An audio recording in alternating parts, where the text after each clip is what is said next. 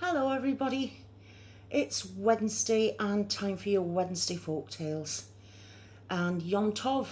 I hope everybody's had a really good day. I hope I don't sort of cough, sneeze, snivel, whatever it is, because I've got a little bit of a cold. Just it's a small one going on. You know, one of those annoying sort of like wintry type snivelly things when you just want to sit in a great big armchair and with a great big fluffy blanket and cup of hot soup. You know, those sort of colds and what have you. So please forgive me if I sort of like have anything going on with the throat or what have you. So I hope everybody's well today. The kitchen is 3/4 of the way done. My part in it is now finished. I'm happy to say everywhere that I could reach, I painted, and I'm really proud of what I've been able to do. You know, from a wheelchair. I'm quite proud of myself actually. And even though a lot of you will probably not notice, well, you know, it looks the same to me. Well, honestly, take it from me, the walls are shinier. And the I can't remember the name of the paint, but it was a Japanese name. Anyway, it's a local paint, you know, hardware store, and they've got a particular range of paints, and all these ones are like had Japanese names. Well, anyway, the name of this one, I'll find it. I'll tell you what it is when I find the paint pot. That is. And we're having a lilac ceiling, and but it's not called lilac, it's called another word in Japanese, I think probably meaning lilac, I don't know. Apparently the colour that I've got on the wall now, I think the name is that meaning berry or wild berry or something along those lines. So but as you can see, I've still got, even though I've washed my hands, I've still got bits of paint and what have you sort of on me. But, you know, once I've taken the time to really scrub it all off and what have you, I'll be fine again. I think I'll probably blend quite well, sort of fairly well into the background there. Anyway, excuse me waffling on. It is a whole brand new year. We're back with the Wednesday folk tales, and I've cast the net a little bit further afield. I haven't started with all fairy tales or anything like that. I wanted to look for folk legends and things like that, and I managed to find out things that I didn't know before, so it's been a learning curve for me. So today I've chosen 2 stories. One is an American, Native American folk legend from Oklahoma, and it's called Cherokee Rose. So any of you from Oklahoma will probably know this story, or some of you may know this story, but I certainly didn't, and I don't know if any Brits do or anybody from around the world. So I'm going to be reading that. And then the next story is actually from Korea, and it's a Korean folk tale, and it's called What We Plant, We Will Eat. But that's your second story for today. So I'm going to now read to you your first story, which is called Cherokee Rose, and I really do hope you enjoy it. So please sit back and relax while I read to you Cherokee Rose.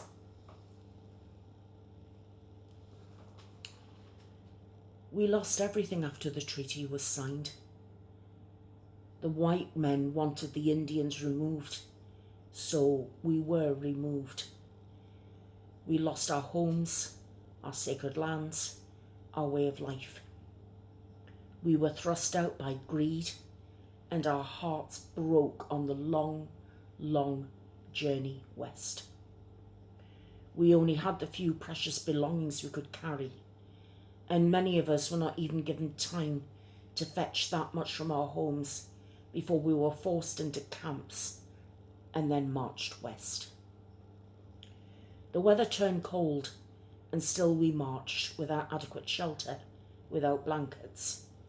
Our men were grim with anger and pain. Our children were crying for comfort we couldn't give. Many were dying, and we Cherokee women, we wept. Our hearts were broken. Our spirits were drowning in pain. Our hope was gone. Such terrible grief made us neglect our families, our appearance. We were ready to die rather than go another step. Seeing our pain, the elders gathered together and began praying that some sign would come to ease the heart-numbing horror we felt at our loss, so that we might once again care for our children, comfort their tears, and walk proudly beside our men during this terrible journey. And the elders were answered.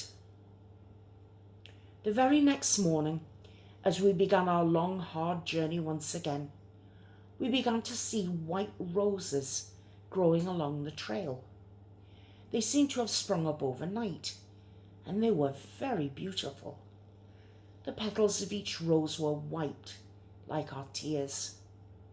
The centre was yellow, like the gold the greedy white men took from our hills. And we counted 7 leaves on each stem, just as there were 7 clans in the Cherokee Nation. The sight of the roses brought a strange peace into the hearts of the Cherokee women who saw them. There was a particularly large patch of them in the small glen where many of us had sat weeping the previous night. I paused to pick one, and one of the elders stopped beside me and told me there was a rose for each tear we had shed during the journey. His words stayed with me as I took up my small parcel of belongings, hurrying my children into line, and set out behind my husband. A rose for every tear. Could it be possible? In my heart, I already believed him. It was a small wonder, a tiny miracle, but the best parts of our lives were made up of small miracles and tiny wonders. It gave us heart, though we suffered much in the rest of the journey to Oklahoma Territory, a journey later called the Trail of Tears. And though we lost many children along the way, somehow we had hope that a better day was coming for the Cherokee, and so it has. But the Cherokee Rose continues to grow along the route of the trail today as a reminder of the past and a hope for our future.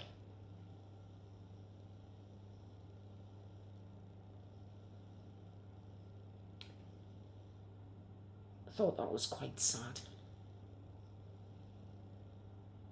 but it told me something I didn't know. I knew about the Trail of Tears, but I didn't know about the Cherokee Rose. And that is a tale told still to Cherokee children to this day. So it is a tale of sadness, but it's also a tale of hope. So out of bad does come good. I keep saying this to everybody. When we go through bad things, it's amazing how many good things turn up for us. And then we can look back and see why we had to go through certain awful periods in our lives to come to a realization that in the future there is always hope. In one form or another, tiny miracles can happen. And that gives me hope. And I hope it does the same for you. So, moving on to our next story now. As I said, it's from Korea. And it's called What We Plant, We Will Eat. And it's a Korean folk tale. So I hope you're still sitting comfortably. And I'll begin. Many moons ago, two brothers lived with their father in a small house in Korea. The younger brother worked hard and was kind to all he met. The elder, knowing he was to inherit his father's prosperous rice farm, was arrogant and proud. He scorned his younger brother and ignored his aging father. Every night after supper, the father would say, "Remember, my sons, what you plant, you will eat." The younger son nodded politely, for he loved his parent and honoured him. But the elder son would yawn and walk away. The father watched him go with sadness. On his deathbed, the father beckoned the two brothers close to him. "Remember, my sons, nothing is as important as family. Share this property and work together. I leave this land to both of you." And so saying, he died. The elder brother was furious. The law of the land said that an elder son inherited everything. As soon as the funeral ceremonies were past, he thrust the younger brother from their home, ignoring the last wish of his dying father. Heartbroken, the younger brother walked for many miles, far away from his home and village, until he found some broken down land that nobody wanted. He tended it carefully, planting a small crop of rice and building a mud cottage that was thatched from the dirty straw that dropped from passing farm carts. By scrimping and saving, he managed to make enough money to build a small house and make a profit. So he was able to marry and have a family. One year, a drought overcame the land, and the younger son's rice crop failed. Without assistance, his family would starve. It broke his heart to hear his wife and children moaning with hunger in their sleep. So he went to his wealthy brother to ask him to share some of the rice raised on the property which their father had willed to both of them. "It's my rice crop now," the elder brother cried with a cruel laugh. "Go away." So saying, he slammed the front door in his younger brother's face and locked it against him. Broken-hearted again, the younger brother turned away, and as he left the village, he heard a shrill cry from a tree above him. A snake was attacking a baby swallow. Flapping frantically, the tiny bird tried to escape, but it was too young to fly and fell to the ground instead. The younger brother picked up the helpless baby and cradled the tiny bird in his hands. Its leg was broken, and so he tore a strip of cloth from his shirt and set the swallow's leg. When the snake slid away, he returned the baby to its nest and went home to his starving family. The next few weeks were hard. The younger brother gave every spare scrap of food to his tiny children, who were so thin he could count their ribs. His wife walked over the fields searching for any edible plants that she could find, but our harvest was scant. Then, one day, a tiny swallow flew to their house and landed on the thatch. It was the baby swallow the younger brother had rescued. Leg now healed and able to fly, the swallow sat on the thatch and sang a merry song of thanks to the marvelling family. Then it circled the younger brother's house 3 times and then dropped a large seed into a damp patch of earth. The family stared at the seed, and the youngest daughter wanted to touch it, but her father held her back. And as they watched, the seed put out a root and started to grow. The starving family watched in astonishment as the seed became a vine, and the vine grew and grew. Within minutes, luscious melons were growing on the vine. Within an hour, they were ripe and ready to pick. "Father, Father, may we eat a magic melon?" cried the hungry children. Laughing in delight, the younger brother pulled a melon off the vine and cut it open. Beside him, his wife gasped in astonishment. Inside, the melon was filled with so many gold coins that they spilled to the ground all around the starving family's feet. Every melon was full of gold. The younger brother and his family were rich beyond their wildest dreams. They had plenty to eat, they bought a large house with land, and they had brand new clothes to wear. It was amazing. When the elder brother heard of this good fortune, he was filled with jealousy and started searching for his own magic bird. He spent days combing the lands around his village, greedy for more power, more money, more land. When at last he stumbled upon a little bird with a broken leg, he picked it up, saying, "I will help you, little bird, if you will help me." The little bird stared up at him with wise eyes, seeing through the fake sympathy into the greedy heart beneath. When the bird's leg healed, it flew to the elder brother's house, circled his head 3 times, and dropped a seed into the moist soil. With a triumphant laugh, the elder brother watched the seed grow into a vine. Melons swelled up larger and larger until they were as tall as a man. The elder brother was delighted. Obviously, he was worthier than his brother to merit such large melons. He picked the largest melon and cut it open. Instantly, a band of warriors burst from the melon and fell on him with clubs. They stole his money and left him moaning on the ground. Unable to believe that all the melons were bad, the elder brother crawled over the second largest melon, expecting to find enough gold and silver to make up for the beating he'd received from the warriors in the first melon. Whack!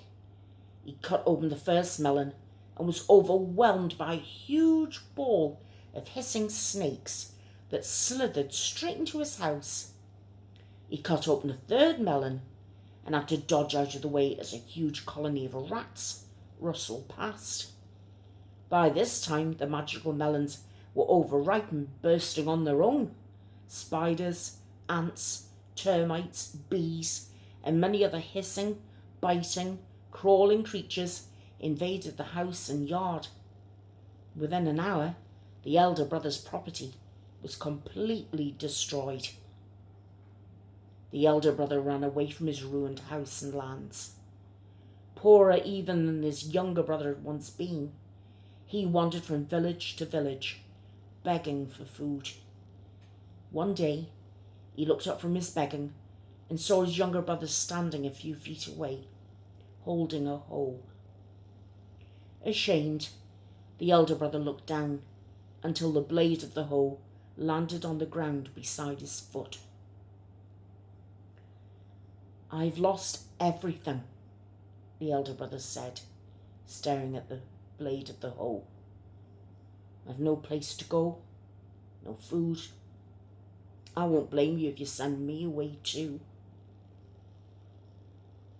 He felt a gentle hand on his shoulder. Come, brother, the prosperous farmer said. Let us sow a new crop together. For what we plant, we will eat. The elder brother looked up with tears in his eyes and accepted the hoe from his younger brother's hand.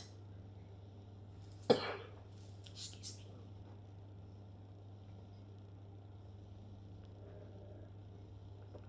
me. Wasn't that a lovely story? It's nice when you can have a story that's got there's a message in there. And the message is that, well, in this case, family means everything. I know that for some of us that's difficult. But your family doesn't have to be your flesh and blood. Flesh and blood's important, of course it is. But you can make a family from your friends.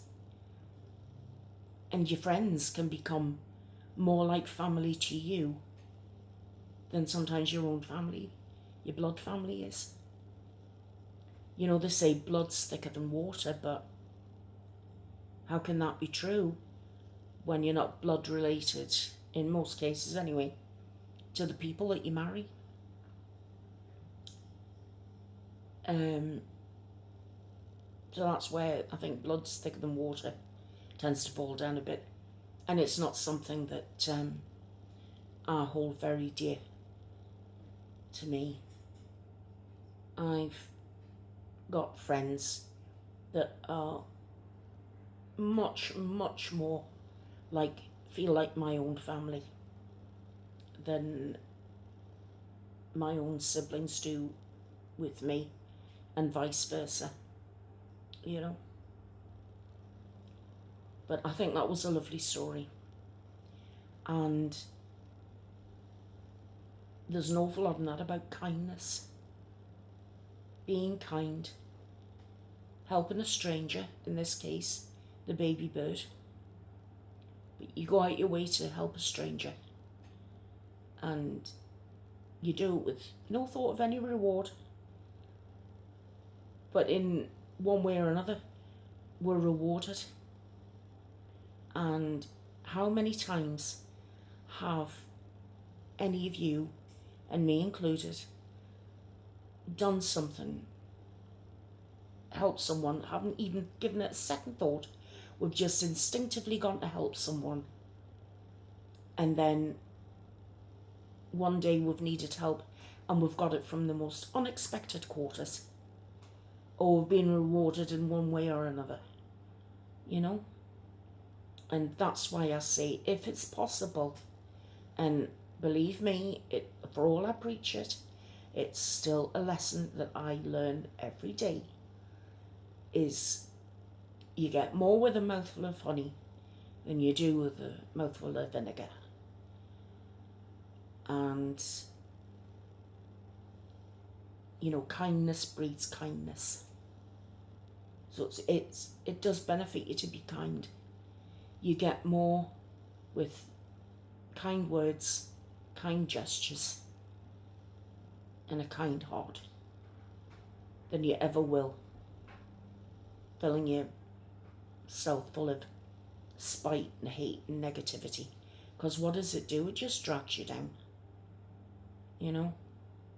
where you become bitter and twisted and alone.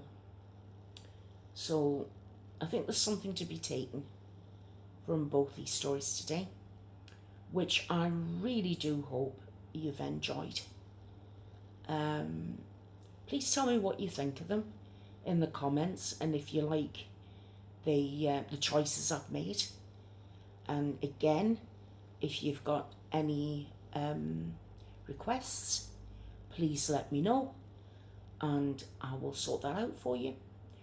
Also, please don't forget, if you have any requests for a birthday, an anniversary, a special occasion, or you would just like a particular story read just for you, then please let me know. And I can do that. I can do it on a Wednesday. I can also do it on a Friday with your spooky stories. And I can, if your birthday's on a Monday, and if I don't happen to make the video on the Monday, then I'll make it the soonest Friday or Wednesday. Anyway, my friends, come to the end of our folk tales time together today. I really do hope you've enjoyed both the stories.